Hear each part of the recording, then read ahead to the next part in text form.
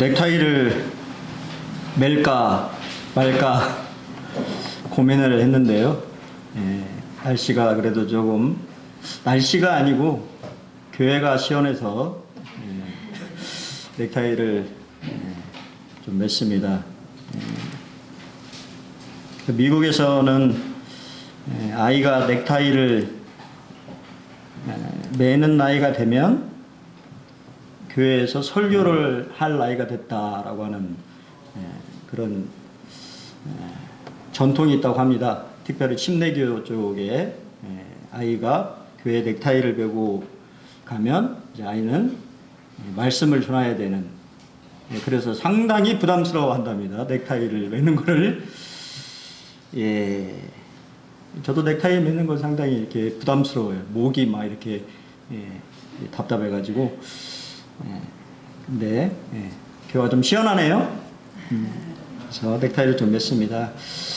오늘은 나의 택한 그릇이라고 하는 제목으로 말씀을 같이 교제하기로 원하는데요. 우리 성도님들 다 주님이 여러분을 택하신 그릇이다라고 생각을 하시죠? 그럼 내려가면 되겠네요. 그걸 아시면 되는 거잖아요, 그죠? 근데 이제 라면도 끓여야 되고, 그렇기 때문에 주님은 어떠한 그릇을 택하셔가지고 주님의 일을 이렇게 감당케 하셨는지에 대해서 오늘 같이 함께 좀 교제하기를 원합니다. 오늘 본문 말씀은 사도행전 9장 1절로 19절 말씀을 같이 교제하기로 원합니다. 교독을 좀 하겠습니다. 다 찾으셨는지 모르겠는데요. 제 성경으로 202페이지가 되겠습니다.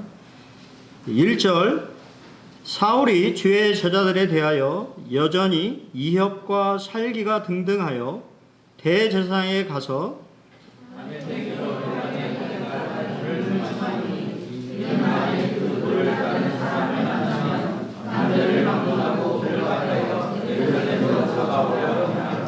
사울의 길을 가다가 다메섹에 가까이 이르더니 호련히 하늘로부터 빛이 그를 둘러 비추는지라.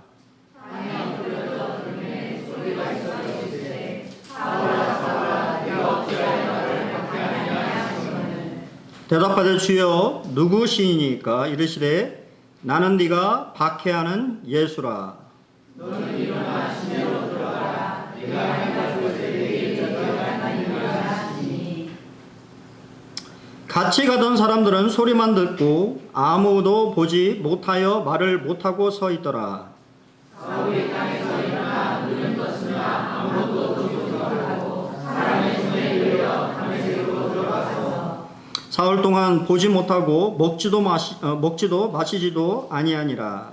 그때 다메섹에 아나니아 제자가 있더니 주께서 환상중에 불러주시되 아나니아야 하시거늘 대답하여 주여 이르나이다 하니 주께서 이르시되 일어나 집 가라 하는 거리로 가서 유다의 집에서 다섯 사람 사울이라 하는 사람을 찾으라. 그가 기도하는 중이니라. 그가 아나니아 사람이 들어와서 자기에게 안수하여 다시 오게 한 것을 보았느니라 하시거늘 아나니아가 대답하되 주여 이 사람에 대하여 내가 여러 사람에게 듣사온즉 그가 예루살렘에서 주의 성도에게 적지 않은 해를 끼쳤다 하더니 여기서 주의 이름을 부르는 모든 사람을 들어갈 동안을 대제사장에게 받았어야 하거늘 주께서 이르시되 가라. 이 사람은 내 이름을 이방인과 임금들과 이스라엘 자손들에게 전하기 위하여 택한 나의 그릇이라. 그가 내 이름을 위하여 얼마나 고난을 받아야 할 것을 내가 그에게 보이하시니 아나니아가 떠나 그 집에 들어가서 그에게 안수하여 이르되 형제 사울아, 주 곧 네가 오는 길에 나타나셨던 예수께서 나를 보내어 너로 다시 보게 하시고 성령으로 충만하게 하신다 하니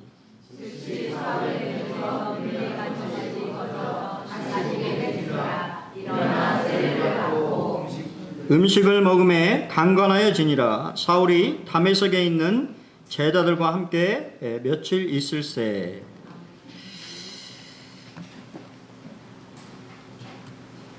예, 먼저 좀 시대적인 상황을 우리가 좀 살펴보기를 좀 원합니다. 우리가 잘 아는 바대로 우리 주님은 우리 모두에게 명령하셨죠. 오직 성령이 너희에게 임하시면 너희가 권능을 받게 될 것이고 예루살렘과 온 유대와 사마리아와 땅끝까지 이르러서 내 증인이 되라고 이렇게 분부를 하셨는데요. 지금 우리는 어디까지 와 있습니까? 그러니까 지금 계속 복음이 어디까지 와 있죠? 빌립의 전도로 인해서 사마리아까지 이제 복음이 이렇게 전파되어져 있는 그러한 상황입니다. 이제 사마리아를 넘어서 어디로 가야 돼요? 땅끝이라고 하는 곳까지 나아가야 되는 것이 주님의 이제 사명이었어요. 근데 우리가 지금 이렇게 지도를 이렇게 보시면 이게 헬라 제국입니다. 그 당시에 이제 헬라의 문화권 속에 있었고 실제적인 이제 통치는 로마가 이제 통치하고 있었던데요. 슈 블랙이라고 하는 분이 쓴 문화와 속박이라고 하는 책에 보면 이 헬라에 대한 이야기가 이렇게 잘 표시되어 있는데요. 알렉산더의 정책은 공용어와 문화를 보급함으로써 그의 강대한 제국에 펼쳐 있는 여러 가지 요소들을 단일화하는 데 목표를 두었다. 이런 목표 아래 헬라에 승리한 군대가 지나는 곳마다 동방의 여러 민족들은 헬라의 식민지가 되어 헬라 문화에 젖어들어야 했었다. 이미 기존에 있던 도시들에 헬라인들이 정착해 생활함으로써 헬라화했고 또 반면에 새로운 헬라 도시들이 새롭게 건설되었다. 이처럼 아시아의 반 이상의 헬라, 여기서 아시아는 소아시아를 말하는 것입니다.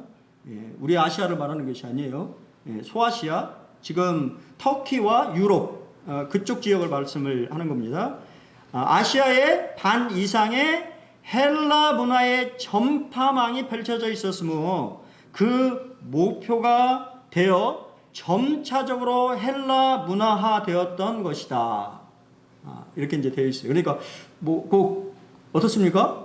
문화가 전 세계를 지배하려고 하는 그러한 모습들을 보게 되는데요. 이건 상당히 의미심장한 얘기예요. 지금 우리가 이 시대를 살아가는 우리 젊은이들도 이 시대의 문화에는 뭐가 있습니까? 사탄 마귀의 전략과 전술이 담겨져 있는 거예요. 그렇기 때문에 여러분들이 문화라고 하는 것을 그냥 대수롭지 않게 생각해서는 안 된다라고 하는 것이죠. 나도 모르게 그냥 이 세속적인 그런 문화 속에 잠식되어 버릴 수 있다라고 하는 것이죠.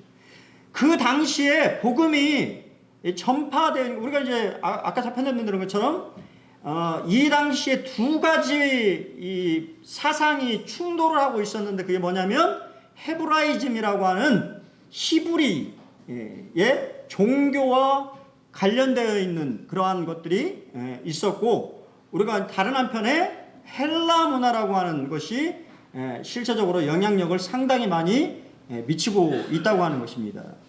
우리 친구들이 세계사나 사회를 공부하셨을 때 히브리, 그러니까 헬레니즘과 그 다음에 이제 이 헤브라이즘이라고 하는 그런 용어들을 아마 배우셨을 건데 관심이 없어서 별로 이렇게 이제 하지는 않았을 것 같은데요.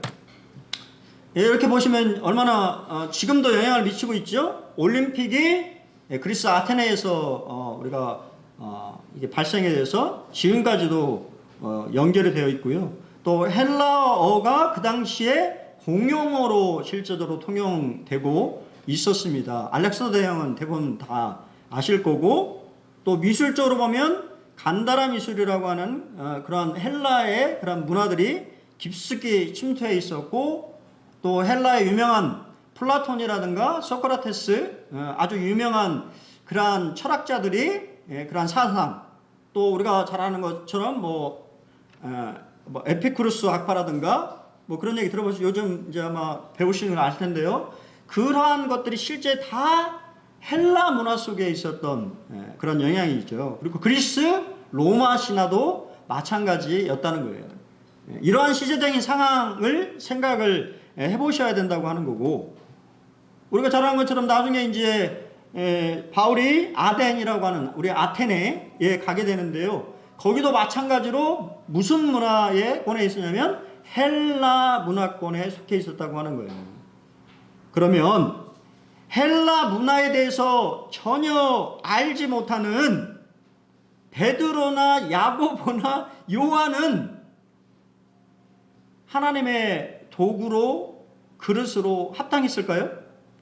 아마 가서 우리가 잘 아는 것처럼 나중에 이제 고넬료의 로마 사람이었던 고넬료가 주님을 믿게 되는 그러한 이제 말씀이 뒤에 나오는데, 그거는 실제적으로 어떻게 보면 그냥 문을 연 것이지, 헬라에 하되어 있는 도시들의 복음을 전할 가장 적합한 사람은 누구예요? 사울이었습니다. 사울. 여기 이제 이게 여기 가봤죠? 동영제 가봤나요? 터키의 테르수스인데요. 이게 이제 다소입니다. 길리기아 다소의 바울의 생가터라고 하는 곳이고, 아마 이 성지순례를 그리스나 터키에 가는 분들은 꼭 이제 들리는 곳 중에 한 곳입니다. 거기에 우물이 이렇게 있고, 그 밑에 이제 유리로 되어 있는 것이 바울의 생가라고 하는 이제 곳입니다. 길리기아 다소는 그때도 말씀드린 것처럼 소도시가 아니었어요.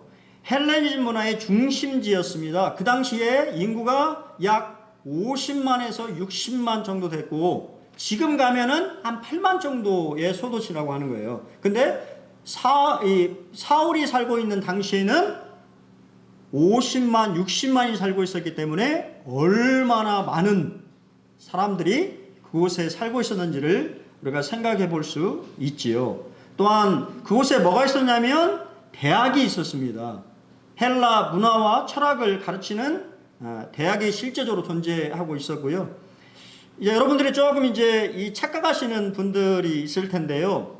원래 사울은 히브리어입니다. 아람어로 사울이라고 하는 뜻을 가지고 있고, 그의 이름의 뜻은 하나님께 묻는다라고 하는 뜻을 가지고 있고, 헬라어로 번역하면 바울입니다. 바울.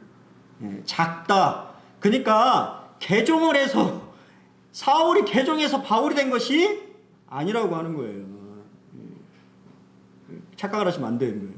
원래 사울이라고 하는 바울 이렇게 되어 있어요. 그래서 원래 이 유대인들과 이렇게 관련 있는 말씀에서는 사울이라고 표현되어 있고, 나중에 그가 사도행전 13장에 이방인의 선교사로 실제적으로 이렇게 헬라 문화에 이렇게 나갈 때는 바울이라고 하는 이름으로 이제 그가 이렇게 사용되고 있는 것을 보게 돼요. 바울은 출생은 유대인이었지만 호적은 헬라 문화권에 갖고 있었던 다소의 로마 시민권자였습니다. 그리고 그의 부모는 그가 14세가 됐을 때, 보통 14세가 되면 대학에 이렇게 갔대요. 그래서 다소의 헬라 대학이 있기 때문에 우리가 이게 거기에 보통 갔을 것 같은데, 부모는 전통적인 히브리인이었기 때문에 너무 큽니까? 그렇기 때문에 부모가 그러니까 사울이 헬라화 될 것을 염려해서 그를 예루살렘의 바리새파의 스승이었던 이 가말리엘 문화생으로 보내가 됐다 그 말입니다. 그러니까 그 말은 무슨 말이냐면, 이 사울이라고 하는 인물은 헬라 문화와 헤브라이즘 문화를 다 경험한 사람이었다라고 하는 것을 우리가 알 수가 있습니다.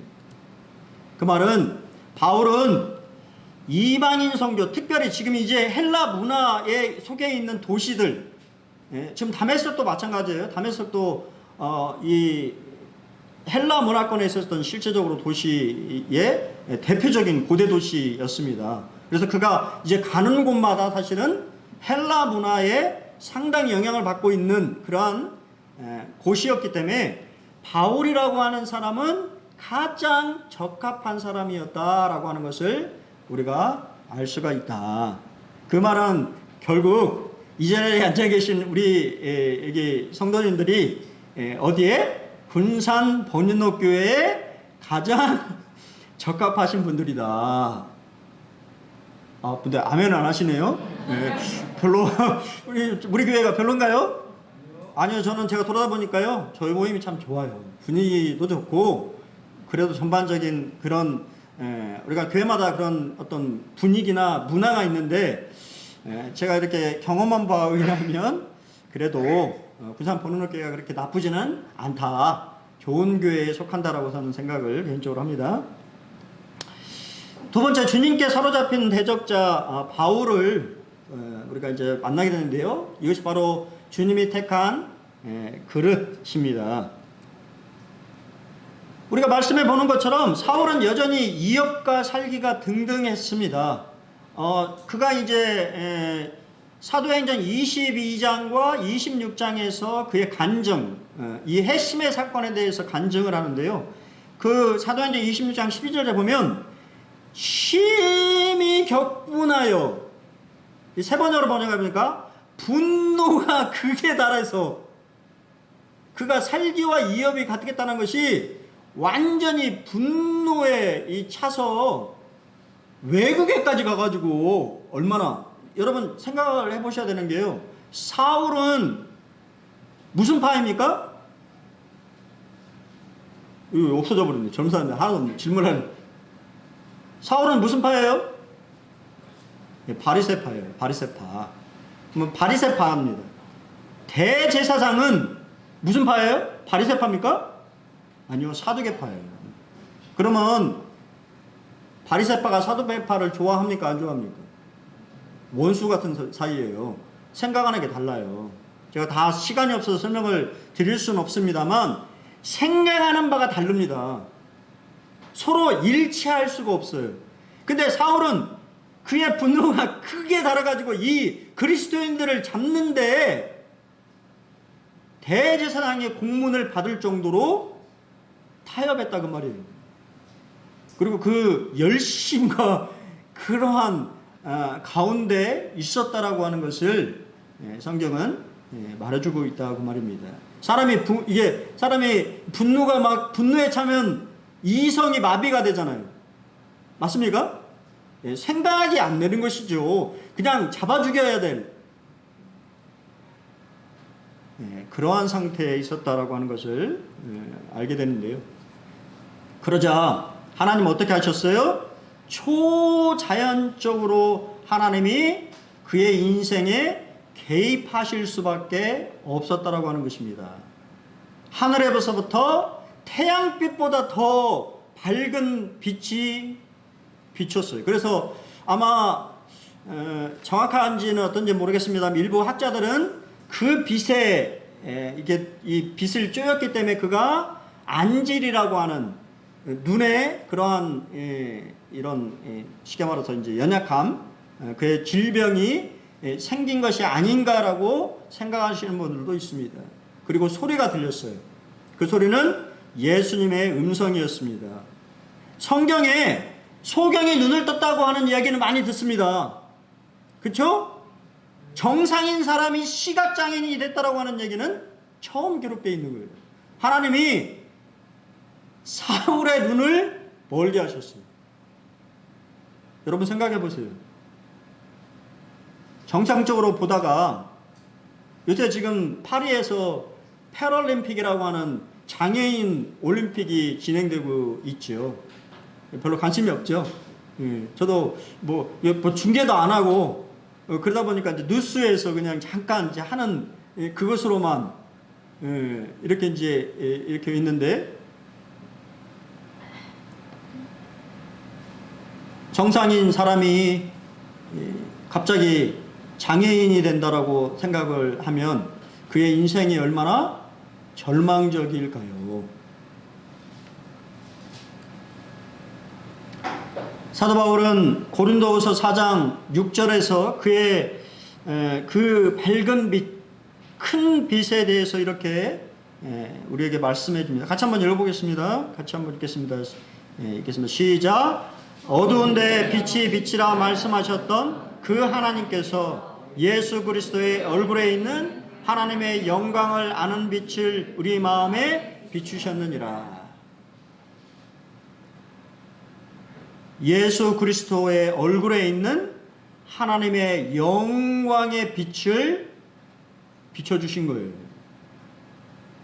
육체적으로 뿐만 아니라 마음적으로도 그의 마음속에 주님의 빛이 들어간 것입니다. 우리 모두 다 그렇죠? 주님의 영광스러운 그 빛 가운데로 나오셔야 된다고 하는 것이죠.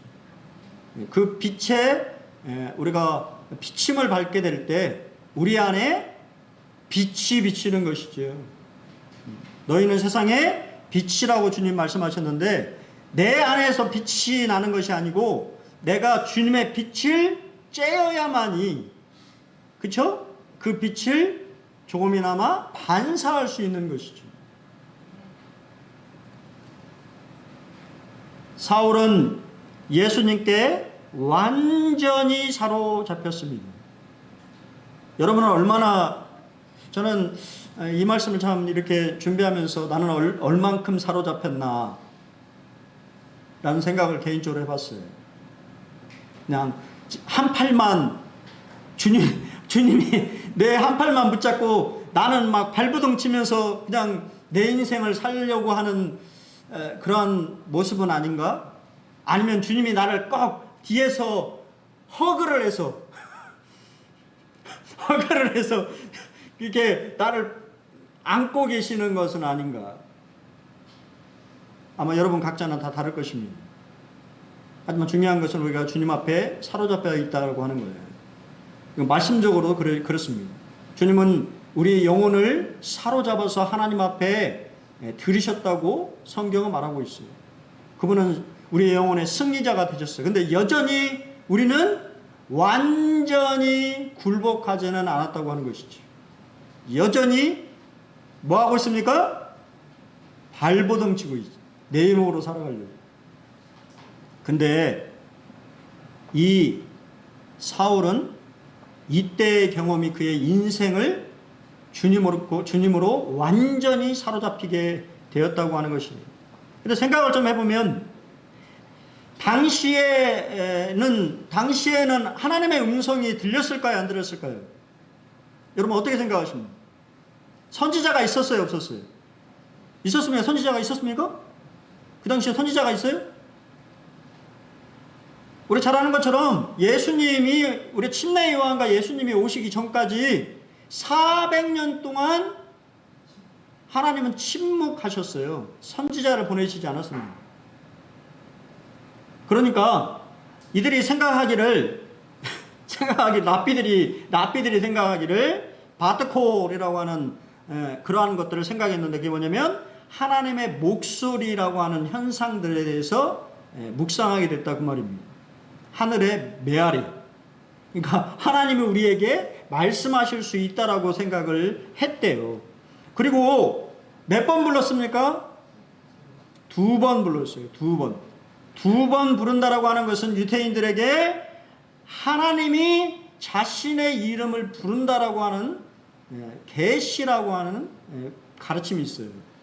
신이 나를 부른다라고 하는, 나에게 무엇인가를 말씀하고자 하신다라고 하는 것이라고 하는 가르침이 있어서 사울이 주님의 음성을 들었을 때 사울아 사울아 네가 어찌하여 나를 핍박하느냐라고 물으셨을 때 그것이 하나님의 음성이라고 하는 확신이 있었다라고 하는 거예요. 그렇기 때문에 뭐라고 불렀습니까? 선생님이라고 부르지 않고 주님이라고 불렀어요. 주님 당신은 누구십니까?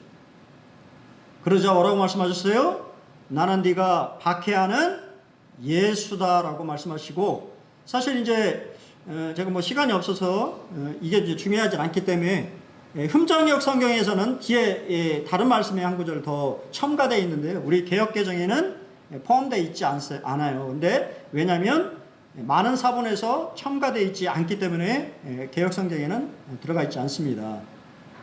그 이제 말씀이 네 가시체가 뒷발지할 만큼 괴롭냐라고 하는 그런 식의 말씀이 포함되어 있어요. 킹제임스 성경에는. 그러니까 그 말은 결국 사울 자신도 마음 한구석에는 양심의 가책을 느끼고 있었다라고 하는 거예요. 왜냐하면 사실 스데반의 설교는 그의 사상과 상당히 일치하고 있었는데도 불구하고, 이해되십니까? 사울하고 스데반은 거의 비슷한 생각을 가지고 있는 사람이에요. 근데 그 자신의 생각, 가치관, 그것을 무너뜨리고 그의 죽음에 동조하고 가담했다라고 하는 양심의 가치가 그 마음속에 여전히 자리 잡고 있었다고 말입니다. 이제 그것을 킹 제임스에서는 설명을 좀 해주는데, 이제 다른 사본에서는 빠져 있기 때문에 우리 개역성경에는 빠져 있습니다. 아우구스티누스라고 하는 분이 뭐라고 말씀하시면, 하늘에 계신 대장은 여전히 땅에 있는 자신의 사람들을 위해 뭐 한다고요? 소리를 지르고 계신다. 여러분, 주님의 음성이 천둥처럼 들리시길 바랍니다. 또 어떤 분에게는 부드러운, 그렇죠? 낙담하고 실망하고 우울증에 빠져 있었던 엘리야에게는 폭풍 같은 음성으로 임하지 않으시고 부드러운, 옆에서 속삭이듯이 부드럽게 다가오셔서 말씀하시고 그의 등을 어루만져 주셨다고 주님은 성경에서 말씀하시죠. 주님은 다양하게 말씀하십니다. 그 사람의 영혼에 합당하게 말씀하십니다. 잠자고 있는 사람들에게는 하나님이 소리를 치시지만, 정말 주님의 따뜻한 위로와 격려가 필요한 분에게는 조용한 음성으로 부드러운 목소리로 등을 두드리시면서 내가 네 마음 알아, 그러니까 좀 힘내라 라고 하는 그러한 모양으로도 주님이 말씀하신다고 하는 거예요. 주님은 여전히 여러분에게 소리를 지르고 계신다라고 하는 것은 참 의미가 있다고 보여줍니다.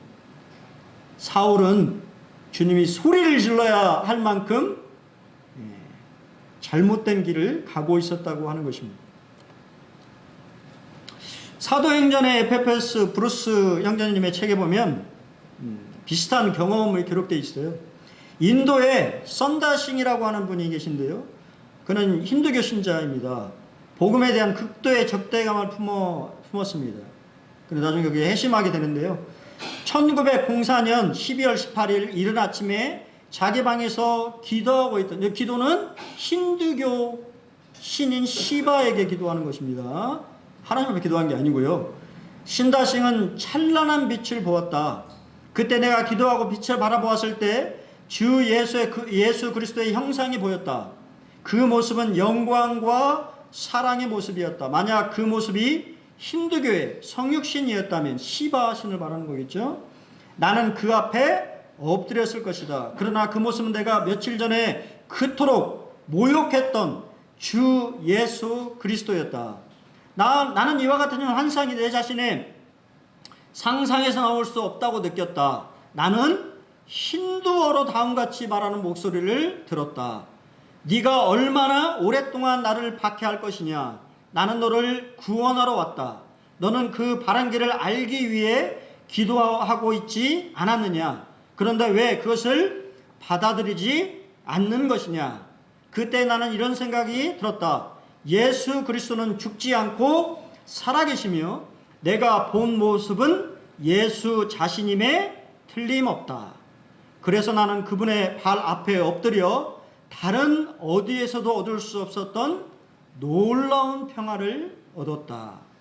그 후에 나는 사도 바울의 핵심 이야기를 성경을 통해서 알게 되었다. 여러분 좀 어떠십니까? 뭐 이상한 얘기 같으세요? 주님은 여전히 이러한 방식으로도 일하고 계십니다. 왜냐하면 이슬람권 같은 경우에는 성경이 있어요, 없어요? 성경이 있습니까? 있는 국가도 있지만 대부분이 성경이 없습니다. 제가 그때 처음에 말씀드렸죠. 얼마 안 됐어요. 인도네시아에서 한 외국인이 성경을 소지했다라고 하는 제목으로 그 자리에서 구타당해서 죽었습니다. 그리고 무슬림들이 불을 질렀어요. 그 사람이 경찰서에 있었는데요. 경찰서를 습격을 해가지고 그 사람을 끄집어내서 죽였어요. 여러분, 이게 그냥 지금도 일어나고 있는 일입니다. 성경을 평생 들어보지 못하는 사람들에게는 주님이 뭐 하실 수밖에 없어요? 나타나실 수밖에 없는 거예요. 근데 중요한 거는 제가 그런 뭐 단체에 있었기 때문에 아는데 그 분별이 있어요. 분별이 무슨 분별이냐면 나중에 그의 간증이 보통 대부분 그렇게 간증한 무슬림에서 기독교로 개종하신 분들의 이야기 대부분 그런 간증에는 성경 말씀을 나중에 보고서 그 환상에서 말씀하셨던 분이 예수님이고 그 말씀하셨던 말씀이 성경에서 말씀하셨던 말씀과 일치하더라는 거예요. 그러니까 환상만 얘기하면 그건 좀 오순절쪽 그런 얘기같이 들리지만 그렇지 않다고 그러는 것입니다. 하나님은 여전히 하나님의 음을 듣지 못하는 사람들에게 임재하셔서 그도 마찬가지 성다생도 마찬가지로 사도 바울의 회심에 대한 이야기를 전혀 알지 못했어요. 나중에 그가 회심한 후에 성경 말씀을 통해서 그가 사도 바울과 동일한 경험을 통해서 구원받았다라고 하는 것을 알게 되고 그는 훌륭한 복음 전도자가 되었습니다. 사울은 엎드러졌습니다. 몸만 엎드러진 것이 아니라 마음도 엎드러졌습니다. 우리가 겸손하게 엎드려지지 않고는 구원받을 수가 없어요. 여러분은 어떤가요? 여러분은 엎드러지고 있습니까? 주의 말씀에? 주님의 말씀에 엎드리고 있습니까? 몸을 엎드리는 것이 아니라 주의 말씀을 듣고자 하는, 순종하고자 하는 그러한 마음의 자세가 여러분에게 있기를 바랍니다. 바울의 회심은 순전한 하나님의 은혜였습니다. 그가 나중에 갈라디아서 1장 15절에서 주님의 부르심에 대해서 해석하면서 뭐라고 말하고 있냐면 어머니 모태로부터 나를 택정하셨다고 말하고 있어요. 얼마나 놀라운 식견을 가지고 있습니다. 여러분 모두가 하나님께서 여러분의 어머니 뱃속에서부터 여러분들을 선택하셨다고 하는 거예요. 그리고 진리 가운데로 인도하셨다고 하는 것입니다. 이건 얼마나 놀라운 일인가요? 사도 바울은 어머니 뱃속에서 택정을 받았지만 여전히 그는 박해자의 삶을 살았고 그리스도인을 핍박하고 죽이는데 쓰임받았던 사람입니다. 그럼에도 불구하고 그가 이제 부르심을 받은 거예요. 주님의 쓰임이 있을 그때 주님의 때에 그를 부르셔서 이제 그를 이방인 선교의 선봉장으로 세우시기를 원하시는 하나님의 뜻이 실현되어져 가는. 근데 사도 바울은 뭐라고 말합니까? 그 모든 것이 하나님의 은혜였다고 말하는 거예요. 여러분 그렇지 않나요? 우리의 인생도 마찬가지 아닙니까? 주님이 나를 부르실 때 저는 계속 생각을 해보는 것이 그런 거예요. 주님이 나왔던 사람이 뭔가 쓸모가 있어서, 내가 무슨 가치가 있어서, 뭐가 나은 게 있어서 나를 부르셨을까라고 하는, 참 그렇기 때문에 하나님의 은혜구나라고 하는 고백을 할 수밖에 없는 것입니다. 이제 그는 눈먼 포로가 되었습니다. 아까도 말씀드린 것처럼 사람들의 눈에는 사울의 인생이 뭐처럼 보였겠어요? 망가져 버렸다, 실패해 버렸다, 이제 그 인생 끝나버렸다라고 생각을 했을 것입니다. 하지만 3일간의 중요한 거는 제가 시간이 없어서 다 말씀드리지 못하지만 주님은 다 말씀해 주셨다고 하는 거예요. 네가 눈이 멀 거고 이제 내 제자 아나니아가 너에게 와서 네 안수하면 눈이 띄어질 것이고, 그의 모든 주님이 그를 부르셨던 계획에 대해서 말씀해 주셨던 것을 우리가 성경을 통해서 알게 됩니다. 사실 이 3일간의 소경의 시간은 불신에서 믿음으로 넘어가는 전환점이 되었을 것입니다. 여러분, 인생에 때때로 우리 인생에 불행이 닥치죠? 원하지 않는 것이 임합니다. 그런데 기억해야 될 것은 그것은 재앙의 시간이 아니라 오히려 하나님을 만날 기회의 시간이라고 하는 거예요. 하나님이 나에게 그런 것을 허락하신 것은 분명한 이유와 목적이 있다고 하는 거예요. 그것을 원망하거나 불평하거나 하기 이전에 하나님 나에게 왜 이런 시간들을 주셨는지 한번 내 자신을 되돌아보고 고찰해보고 자기 자신의 삶을 다시 재정립하는, 하나님을 다시 만날 수 있는 그러한 시간이 되어야 되겠습니다. 하나님의 열방은 무엇입니까? 인생이란 하나님이 주신 선물이며 하나님께서 주신 재능과 나의 노력과 수고가 만나서 하나의 작품을 만드는 가정이 인생입니다. 하지만 사울이라고 하는 사람의 인생은 하나님의 뜻대로 살아가고 있지 않았다라고 하는 거예요. 하나님이 원하시는 삶이 아니었다고 하는 것입니다. 그는 궤도를 이탈한 탈선한 열차처럼 폭주를 하고 있었습니다. 하나님은 그의 인생을 다시 재정립할 수 있도록 하셨고, 이제 하나님이 원하시는, 하나님께서 계획하시는 하나님의 영광을 위해서 자신의 삶을, 자신의 모든 재능과 은사와 열망을 쏟아 부을 수 있는 올바른 길로 그를 다시 인도하셨다고 하는 거예요. 여러분, 하나님이 여러분에게 열망과 소원을 가지고 있다고 하는 사실을 아십니까? 여러분에게 계획을 가지고 있다고 하는 사실을 아십니까? 여러분, 그런 것들을 고민해 보셔야 해요. 하나님이 나를 왜 부르셨을까? 하나님이 왜 나를 택하셨을까? 하나님이 왜 이 군산 번울교회를 인도하셨을까라고 하는 그런 생각들을 해보시기를 바랍니다. 저는 마지막으로 주님의 말씀에 순종한 아나니아를 보기를 원합니다. 우리는 하나님께서 일하실 때 줄의 양쪽 끝에서 일하신다라고 하는 사실을 기억해야 됩니다. 하나님은 사울에게도 임하셨지만 누구에게도 임하셨어요? 아나니아라고 하는 제자에게도 임하셨다고 하는 거예요. 그때 다메섹에 누가 있었습니까? 아나니아라고 하는 제자가 있었다고 하는 것이에요. 여러분, 제가 군산 번일교회 오기 전에 저도 저희 가정이 1월이죠. 그해 이제 2012년도에 어떤 기도 제목을 갖고 기도하고 있었냐면, 우리가 이제는 지금 송도교회를 떠나서 주님이 부르심을 받는 대로 가야 되겠다라고 하는 생각을 하고 기도하고 있었어요.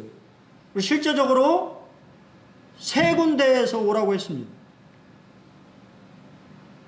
근데 주님은 누구를 보내셨냐면, 저도 전혀 그런 생각을 한 적이 없지만, 저희 가정도 기도하고 있었지만, 우리 송정경 교수님을 이곳에 보내셨고, 또 실제적으로 우리 기도하셨잖아요. 그쵸? 기도하고 있는 중이었지 않습니까? 양쪽 끝에서 일하시는 거죠. 그냥 부르시는 것이 아니에요. 기억하시기 바랍니다. 주님이 여러분의 인생에 무엇인 일을 하고 계신다면 다른 한쪽 편에서도 주님은 여전히 일하고 계시는 거예요. 아담을 만드셨을 때 하나님은 아담의 부족한 분을 채우기 위해서 누구를 예비하셨어요? 하를 예비한 것처럼 사울을 위해서 다메섹에 사는 아나니아라고 하는 제자를 준비시키셨다라고 하는 사실을 기억하시기 바랍니다. 아나니아는 어떤 인물입니까? 아나니아는 나중에 사도 바울의 간증에 의하면 다메섹에 사는 모든 유대인들에게 칭찬을 받는 제자였어요. 그는 그리스도인이었지만 여전히 유태인, 그 다메섹에 있는 모든 유태인들에게 존경을 받는, 율법에 따라서 경건하게 삶을 살고 있었던 어느 누구도 그의 인생을 부인할 수 없는 경건한 사람이었습니다. 그만큼 훌륭한 증언자가 있을까요? 아니요. 하나님은 가장 완벽한 인물을 예비해 놓으셨어요. 아마 베드로나 요한이나 야고보 이런 사람들을 세우지 않으신 데는 분명한 이유가 있으시고, 이 아나니아라고 하는 인물이 잘 알려져 있지 않지만 제가 다음 시간에 좀 그 부분을 조금 더 다루려고 생각을 하고 있습니다. 사도 바울의 이 신앙에 저는 아나니아가 상당한 영향을 미쳤다라고 저는 생각합니다. 그는 훌륭한 그리스도인이었고 훌륭한 사람이었습니다. 아나니아는 순종할 태도를 갖추고 있었습니다. 이것이 중요한 거예요. 하나님이 쓰시는 그릇은 어떤 그릇이냐면 주의 말씀에 순종할 태도를 가진 인물이에요. 주님, 나를 쓰십시오. 주님이 그를 부르셨을 때 그는 즉각적으로 이사야가 고백했던 것처럼 주여 내가 여기 있나이다. 나를 사용하십시오. 근데 중요한 건요, 그도 항변했습니다. 아니 어떻게 사울 같은 사람을 영접해야 됩니까? 그가 스데반을 죽인 것을 아시지 않습니까? 지금 사울이 이곳에 온 목적도 그리스도인들을 박해하고 핍박하고 붙잡으려고 왔다라는 거 주님 아시잖아요. 이게 중요한 거예요. 의사소통을 한 거죠. 주님과 의사소통을 했어. 그러니까 주님은 아나니아의 항변을 인내심 있게 들으셨어요. 그리고 나도 알아. 그리고는 주님의 계획과 그가 감당해야 될 사명을 설명해 주셨을 것입니다. 납득시킨 거죠. 설득하신 거예요. 즉각적인 의사소통이 있는 것이 중요한 것 같아요. 그렇죠? 교회가 오해가 없으려면 일꾼들 가운데서도 의사소통이 중요합니다. 왜냐하면 의사소통이 안 되면 오해하더라고요. 근데 사실은요, 일꾼된 입장에서는 이런 말씀 드리는 게 어떨지 모르겠습니다만, 좀 서운해요. 그게 무슨 말이냐면, 내가 그거밖에 안 됐나? 라고 하는 생각이 들어지는 거예요. 오해하지 마십시오. 제가 주님을 사랑하고, 교회를 사랑하고, 성도님을 사랑하는 것은 진실이에요. 그리고 동역하려고 하는 마음으로 온 것입니다.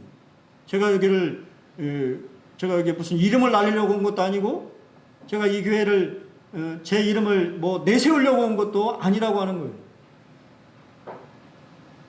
그렇다고 한다면 떠나야죠. 여기 있을 필요가 없는 것이죠. 주님의 종이 아니지 않습니까? 그냥 자기 이름 날리려고 왔다고 하면 그게 주님의 종입니까? 아니잖아요. 그렇기 때문에 의사소통이 중요한데 아나니아와 주님은 의사소통을 했다고 하는 거예요. 여러분 마음속에 담아두시면 안 돼요. 이해가 안 되고 답답한 일이 있으면 주님 앞에 말씀하셔야 됩니다. 그리고 일꾼들도 마찬가지. 어떠한 일들에 대해서 좀 아닌 것들이 있으시면 말씀하십시오. 오해가 쌓이면 안 되는 거예요. 거기에 사탄이 틈을 타는 것입니다. 그러한 설명을 듣자 어떻게 했습니까? 조금도 지체함 없이 바로 순종했어요. 즉시 집을 떠났습니다. 그리고 설명을 다 제가 드릴 수는 없습니다만 직가라고 하는 도로는 지금도 있는 도로예요. 왜냐하면 군사 도로이기 때문입니다.